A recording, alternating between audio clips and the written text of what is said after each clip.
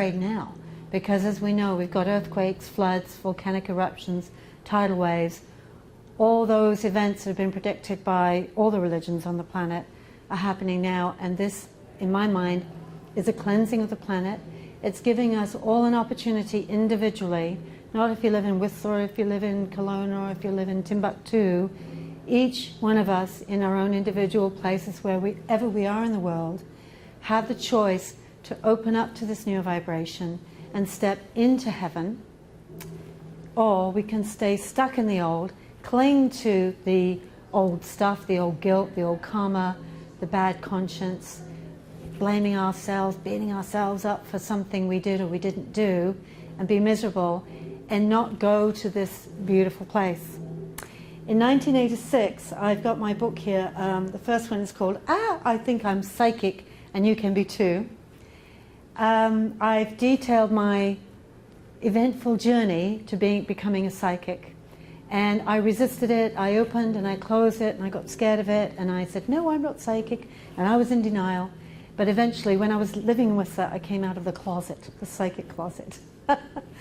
And even before I did that, I was in Oregon for 4 days, and I got a channeling, 4-day message, you could say, on and off, talking about this new paradigm that's coming in from these beings who I would call divine intelligence. They were definitely not of this earth, but they were beautiful, and they were they were just joy.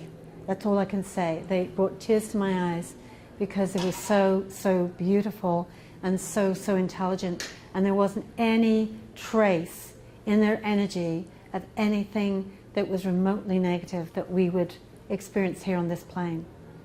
And they instructed me telepathically that everything would start to speed up, that there would be people on the planet individuals who would rise up and speak of this higher consciousness.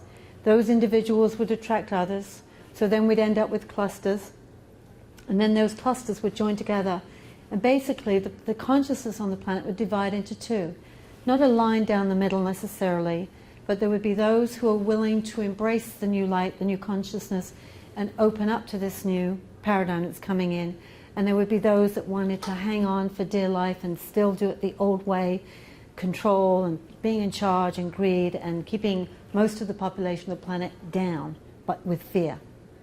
Those people won't last on this planet, and they're already starting to leave.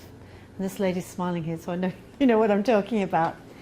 So what you're seeing now on the planet, it looks like the planet's going to hell in a handbasket. Would anybody agree with me? Right? Yeah. It looks like that, especially if you listen to the news.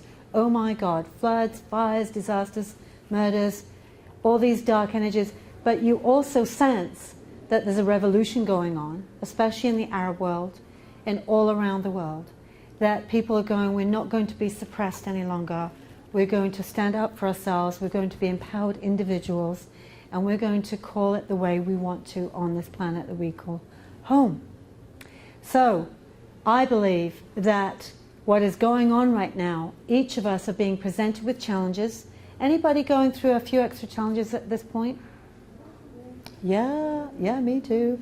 It's like, So anything that's kind of not of the light within your being, anything that's kind of gray or even black is going to be brought to the surface. That's why we're seeing all this muck and guck on the planet going on, because it's being brought to the surface so it can be changed and it can be healed and it can be revamped.